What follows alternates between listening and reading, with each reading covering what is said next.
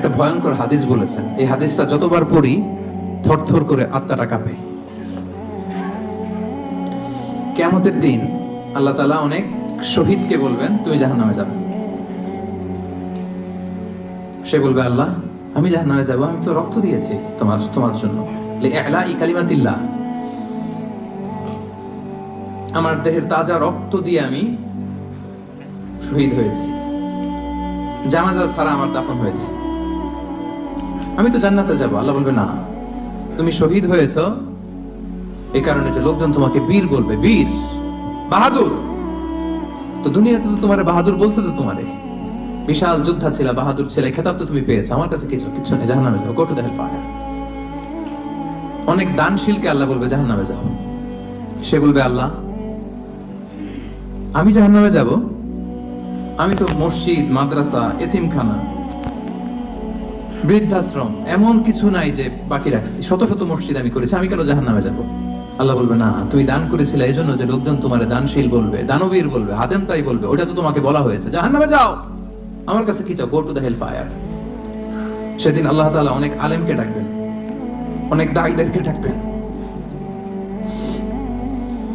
অনেক দুআত ইলাল্লাহদের তিনি ডাকবেন।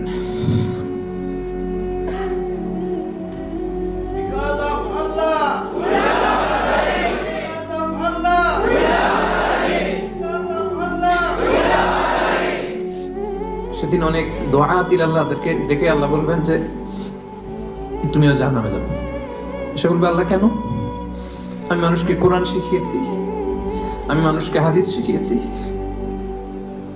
আমার কথা শুনে অনেকে নামাজ পড়েছে, আমার কথা শুনে অনেকে দাড়ি রেখেছে, আগে সুদ খেত, আমার কথা শুনে সুদ বন্ধ করেছে, আমার কথা শুনে তো আল্লাহ এরা নামাজি হয়ে গিয়েছে। দ্য এন্টায়ার সোসাইটি সুদ বন্ধ করেছে, নামাজ ধরেছে, তারা ফরজ যাকাত দিত, আল্লাহ আমি কেন জাহান্নামে যাব?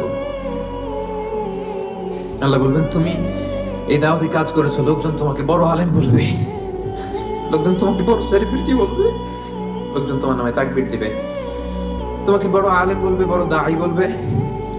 এটা তো বলা হতো তোমাকে দুনিয়াতে, আল্লামা বলে ডাকা হতো তোমাকে, বাহরুল উলুম বলা হতো তোমাকে, জ্ঞানের সাগর, অনেক বড় দাঈ, অনেক বড় সেলিব্রিটি তোমাকে বলা হতো এই দুনিয়াতে। তো যা চেয়েছো তা তো পেয়েছো, আমার কাছে কি চাও? আমার কাছে তোমার জন্য কিছু নাই, go to the hell fire, তুমি জাহান্নামে যাও।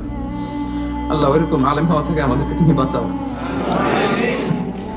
ওইরকম দাঈ হওয়া থেকে তুমি আমাদেরকে বাঁচাও।